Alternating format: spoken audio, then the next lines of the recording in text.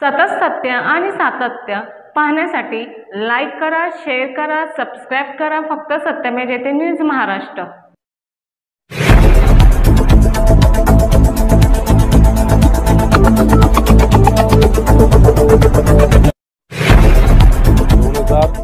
मध्ये जशी सुप्त लाट होती ती सुप्त लाट कधीच कुणाला दिसत नाही. मोदीजींच्या नावाची जी सुप्त लाट आहे ती सुप्त लाट शरद पवार गटाचे सर्व उमेदवार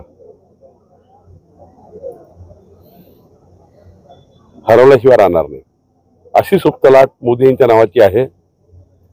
आणि देशाचे पंतप्रधान कोण, साताऱ्यातल्या कुठल्याही व्यक्तीला विचारलं, कुठल्याही देशाचे पंतप्रधान कोण हवेत तर मोदींचंच नाव घेते.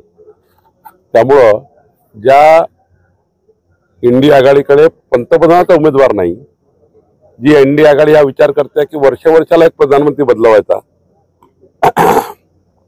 अशा अवस्थेमध्ये इंडिया आघाडी आहे की प्रत्येक वर्षी पंतप्रधान पद बदलवायचं. आणि एकीकडे ज्यांनी विश्वास गौरव केला देशाचा,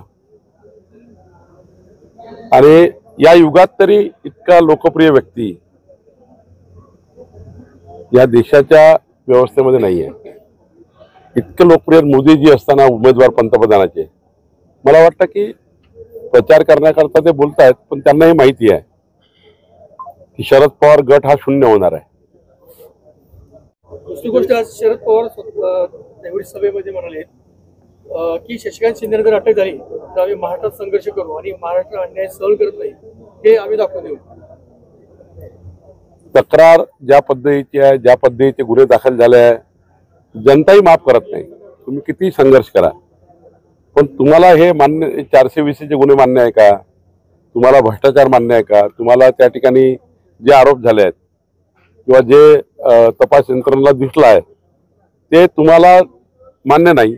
तुम्हाला भ्रष्टाचार मान्य आहे, तुम्ही सर्टिफिकेट देताय का भ्रष्टाचार करण्याचं? पवार साहेबांनी सर्टिफिकेट दिलं आहे का भ्रष्टाचार करण्याचं? नाही सर, हे सगळं मान्य आहे, परंतु आता निवडणूक चालू आहे, उमेदवार ते आहे आणि आता जो ऍक्ट लावलेला आहे 409 जे स्पेसिफिक IPCचं कलम लावलेलं आहे ते कलम म्हणजे गंभीर कलम आहे. त्याच्यामध्ये इट्स नॉन बेलेबल. तर हे कलम नेमकं आज आता पहाटे 1:30 वाजता FIR दाखल झालेली आहे आणि एका बाजूला ते उमेदवार आहे. म्हणजे हिचं बीजेपीचं आणि सत्तेचं प्लॅनिंग आहे त्यांना जेलमध्ये टाकायचं. जेव्हा जशी तक्रार येतं, माझ्यावर तर काही तक्रार आता आली आजच गुन्हा दाखल होणार ना. जेव्हा जशी तक्रार येतं तशी तशी त्यावेळी ती कारवाई होत असते. मला वाटत की काही आता एखादी तक्रार आली, तुम्ही आता उमेदवार आहे आणि तुम्ही एखादी गंभीर घटना केली आणि आता पोलीस स्टेशनला कोणी तुमच्या विरुद्ध गेले, त्यांना तक्रार करायची नाही, त्यांनी दाखलच करायचं नाही, त्यांनी गुन्हा रजिस्टर करायचा नाही. तुम्ही ज्या पद्धतीचा गुन्हा केला असेल त्या पद्धतीची तक्रार करायची नाही.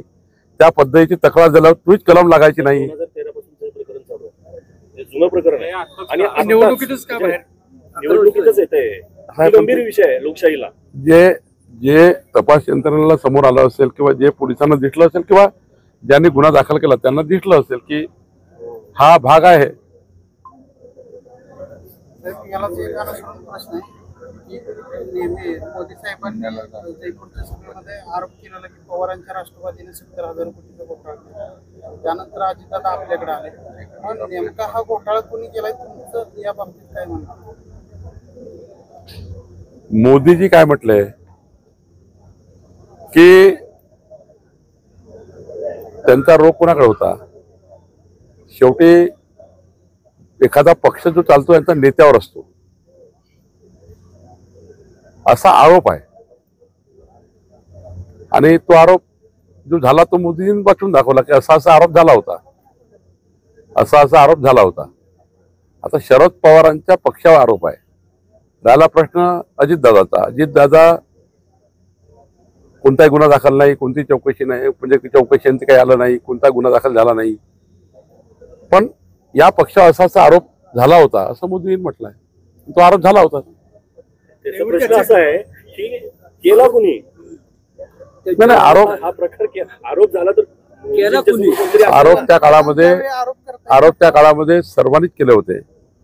शेवटी एखादा एक बाब समोर आली तुमच्या समोर प्रेस समोर आली, तुम्ही छापून आणता फडणवीसांनी की बाबा साहेबांनी तर बैलगाडी बनवून पुरावे आणले. आम्ही आरोप केले, पण आरोपानंतर कुठल्याही व्यक्तीला जोपर्यंत कायदेशीर गुन्हा दाखल होत नाही किंवा कायदेशीर त्या खटल्याचा निकाल त्याच्या विरुद्ध लागत नाही तोपर्यंत त्या आरोपाला तथ्य नसतं. असे आरोप आहे असं मोदीजी म्हटले. पण जोपर्यंत गुन्हा दाखल होत नाही किंवा जोपर्यंत ते कोर्टातनं अंतिम होत नाही तोपर्यंत त्याला आरोप मान्य होत नाही. इथले उमेदवार आहेत साहेब शशिकांत शिंदे, ते म्हटले मी वॉशिंग मशीन मध्ये गेलो असतो, मी सुटलो असतो, मला काहीच अडचण नव्हती, मी वॉशिंग मशीन मध्ये गेलो नाही. म्हणजे तुम्हाला वॉशिंग मशीन ही शब्द वापरला त्यांनी परवा की जायचं असेल तर वॉशिंग मशीन मध्ये जावं. किती निवडणुकीत ते उमेदवार असल्यामुळं काही मुभा त्यांना बोलायची आहे. ते उमेदवार आहे त्यामुळे मुभा आहे बोलायची. जयंत पाटलांनी आज सकाळी सांगितले 32 ते 35 जागा आम्ही राज्यात जिंकू. म्हणजे आणखी हे जे चित्र पाहिलं तर आणखी यावर्षी जास्त जिंकू असाही त्यांनी दावा केलेला आजच. 4 तारखेला कळेल. साहेब नाही, सातारमध्ये पण आपला मोठ्या किती प्रमाणात दावा आहे? दुष्काळ आहे.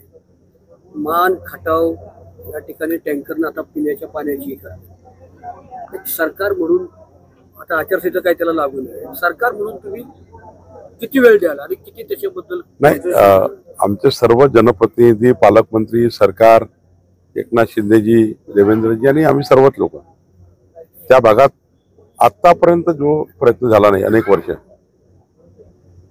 माझ्या माहितीनुसार तिकडे पाणी वळवण्याकरता मोठ्या प्रमाणावर काम सुरू झालंय. आता याचा विचार 40 वर्ष 45 वर्ष एकतर्फी सत्ता जयंत पाटलाकडे होती. फायनान्स मिनिस्ट्री अनेक वर्ष. मला वाटतं शरद पवार साहेबांकडले जे लोक होते ते 40-45 वर्ष सरकारमध्ये होते. साताऱ्यामध्ये एकतर्फी सरकार राहिलं आहे.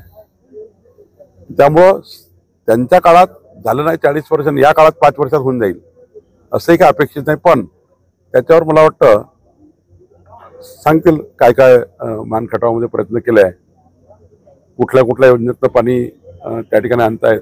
बंधारे वगैरे बांधले त्याच्यामुळे दुष्काळ नाही काय यंदा पाऊस लक्षात घ्या की पाऊस कमी झाल्यामुळे धरणात मूळचं पाणी धरणात कमी होतं. आज उरमोडी ज्यावेळेला पावसाळ्याचा आपला सीझन संपला 55-60% उरमोडी फक्त भरलं होतं. त्याच्यातनं शेवटी पाणी खाली सोडायचं म्हटलं ती तेवढी कमी कपात होऊनच जाणार. कनेरची पण आपण अवस्था 60-70% पुढे कनेर नव्हतं. फक्त हवा आहे विरोधात. लोक मोदीजीला मत देत आहे. काही होणार नाही. तुम्हाला सांगतो किती पट लावला जोड, कोणीही किती जोर लावला महाराष्ट्रात तरी सुप्त जी लाट आहे, जी सुप्त लाट सुनामी सारखी आहे, ही सुप्त लाट सुनामी सारखी आहे. आणि मोदीजींची लाट ही सुरू झाली आहे. आणि मोदींच्या नावाला लोकांना मतदान करायचं आहे. लोकांसमोर दोनच प्रश्न आहेत, देशाचा पंतप्रधान राहुल गांधी पाहिजे की मोदीजी पाहिजे. आता मोदीजी, तुम्ही स्थानिक मुद्द्यावर निवडणूक नेत आहे. तुम्ही जेवढे प्रश्न विचारले ना ह्या निवडणुकीला स्थानिक मुद्द्यावर नेत आहे. तुम्ही नॅशनल इंटरनॅशनल लेवलला देशाच्या सीमा, देशाची सुरक्षा, 2014ची स्थिती, आजची 2024ची स्थिती, या स्थितीचं तुलनात्मक थोडं केलं पाहिजे. प्रेसलाही माझी विनंती आहे की निवडणूक तुम्ही लोकलाईज करताय, एक नगरपालिकेची करताय, महानगरपालिकेची करताय, जिल्हा परिषद सारखी करतायत. ही निवडणूक नॅशनल निवडणूक आहे. नॅशनल इश्यूवर तुम्ही एखादा प्रश्न विचारला पाहिजे. बरोबर आहे. शरद पवारांनी गेल्या 8 दिवसामध्ये नरेंद्र मोदी पुतीन सारखे वक्ता असे 2 वेळा वक्तव्य केलेलं आहे. पवार साहेबांची एवढी केविलवाणी परिस्थिती झाली आहे का वारंवार शरद पवार साहेब करताय. केविलवाणी इतकी स्थिती आहे की त्यांना बारामतीत घरोघरी फिरावं लागत आहे. 45 वर्ष इतक्यांदा मुख्यमंत्री, इतक्यांदा सत्ता, तरी त्यांना घरोघरी फिरावं लागत आहे. तुम्ही मोदीजींच्या बरोबर त्यांची वारंवार बरोबरी करतायत. कुठं मोदीजी, कुठं सूर्य, कुठं त्या ठिकाणी दिवे. जनगणना आहे ती का थांबली आता राष्ट्रीय असं आहे की तुम्ही, ही निवडणूक देशाची आहे, पंतप्रधान पदाची आहे. आणि पवारांनी खूप प्रयत्न केले पंतप्रधान पण जाण्याचे वगैरे वगैरे, पण ते आता नैराश्यामध्ये आहे सर्व. आणि त्यांच्या आयुष्यात त्यांनी सांगितलं माझी शेवटची निवडणूक आहे. त्यामुळं कशाला त्यांना जोडता मोदींसोबत. मोदींसोबत जोडून कशाला तुम्ही त्या ठिकाणी मोदींचं नाव कमी करताय. निवडणूक आहे शशिकांत शिंदेची नाही कोणाची. उदयनराजे महाराज निवडणूक उभे आहेत, पण उदयनराजे महाराजांच्या मागे कोण आहेत. तर मोदीची आहे, निवडणूक मोदींची आहे. त्यामुळे लोकांना याचे प्रश्न गौण आहेत. लोकल लेवलला काय झालं, हे झालं, ते झालं. जात धर्म पंथ भाषाच्या बाहेर जाऊन निवडणूक आहे. आणि त्यामुळे मला वाटतं या निवडणुकीमध्ये साताऱ्याचं मत न मत, आणि मी तर तुम्हाला सांगतो तुमचंही मत, समोर बसलाय तुम्ही जेव्हा तिकडे जाल तर बटन कमळाची दाबून याल. नाही, तुम्ही तुमची भावना अशी असेल, भावना अशी असेल, अजितरावांनी तर दाबलंच पाहिजे. भावना अशी, तुमची सर्वांची भावना हीच राहील की मोदीजींना मत दिलं पाहिजे. नाही, एक चांगलं काय झालं माहितीये का भारतीय जनता पार्टीच्या इलेक्शन मध्ये, आमच्या राजांचा जो संघर्ष होता, बाबा राजांचा नव्हता, कधीच संघर्ष नव्हता, कधीच संघर्ष नव्हता. मागच्या वेळी माझ्या प्रवासात दोघांच्या बुलेटवर बसलो, काही संघर्ष नाही आहे. आमचं म्हणणं काय आहे, आम्ही सगळ्या मीटिंग मधनं मंत्री व्हावं अशी आमची इच्छा आहे. राहू दे. तुमचा निरोप माननीय मुख्यमंत्र्याला पोहोचवतो. नाही साहेब, अजितरावांना तर मत द्यायला लागणार, हे कारण सर्वच देणार आहे. अजितरावांच्या मागणीवर वा. सायगावमध्ये एक काम करू, आता कॅमेरे चालू आहे, वहिनीला फोन लावा, मी त्यांना विचारतो मत कुणाला, ते म्हणते कमळाला. चला धन्यवाद. तुम्ही लावा फोन, मी बोलतो ओपन माईक करून. ते बघा एनसीपी मध्ये चला. आभारी.